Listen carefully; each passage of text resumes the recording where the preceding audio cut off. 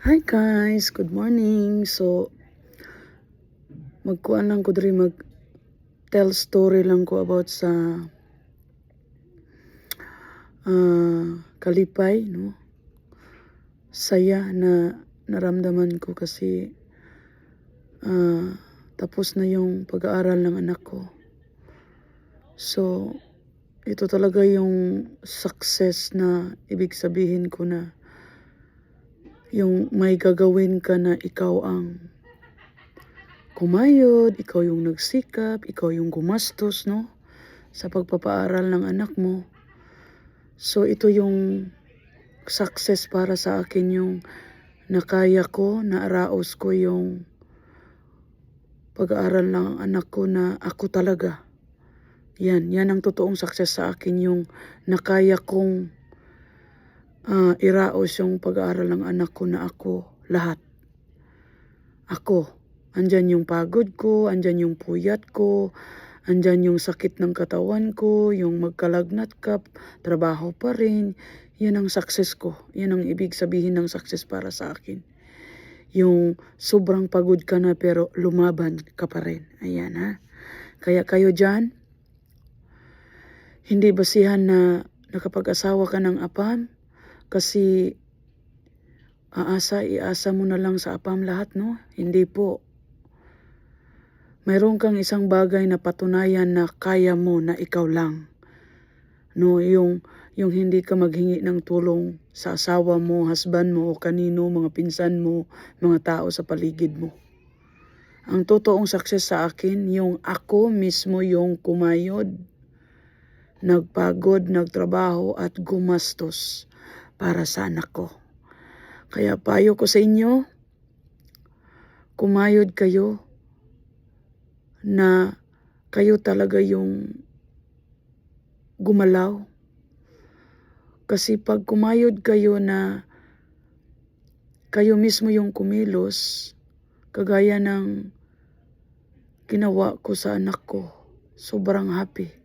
Kasi hindi ka umasa o hindi mo inasa sa iba yung mga gastusin, kung ano pa man, no?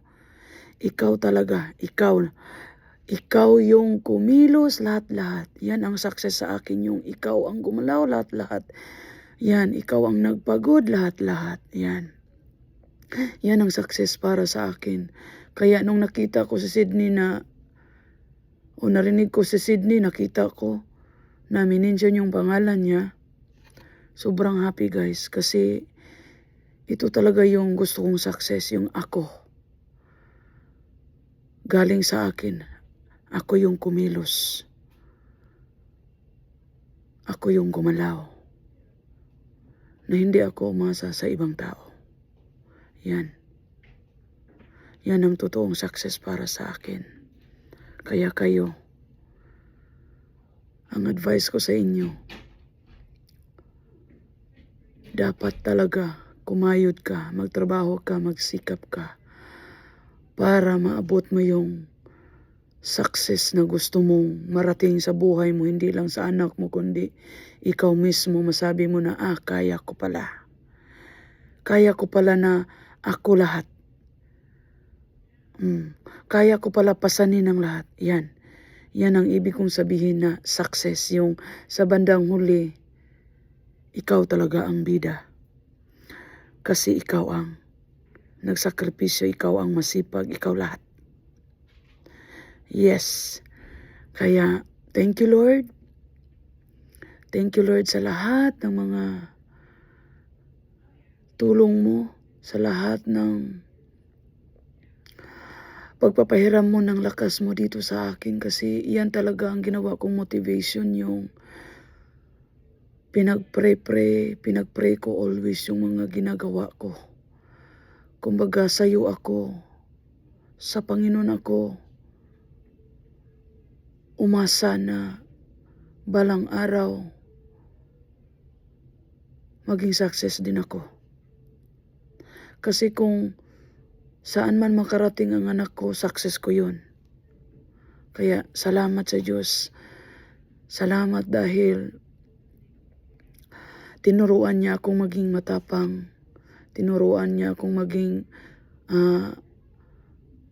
matatag na tao at most of all talaga, tinuruan niya ako paano magsipag at ipakita na Raquel Brencat, kaya mo yan. Kaya mo yan, wala kang mga bagay na kukunin na hindi mo kaya. Kaya, thank you Lord, kasi andyan ka palagi na nagbibigay sa akin ng pag-asa sa araw-araw. Ayan. So, sa aking Sydney, kahit hindi man ako makauwi, yan ang sinasabi ko talaga sa sarili ko na kaya kong magtiis. Kaya kong magsakripisyo. Basta makita ko lang na ang anak ko ay maging successful someday. Makatapos sa kanyang pag-aaral. Yan, kaya ko yan. At nakaya ko at ito na ngayon ang resulta. Ayan, paldo na ako kasi andyan ang Diyos na gumabay sa akin sa lahat ng aking galawan. Thank you Lord. Thank you Lord. Para sa iyo to Lord, thank you sa tulong mo.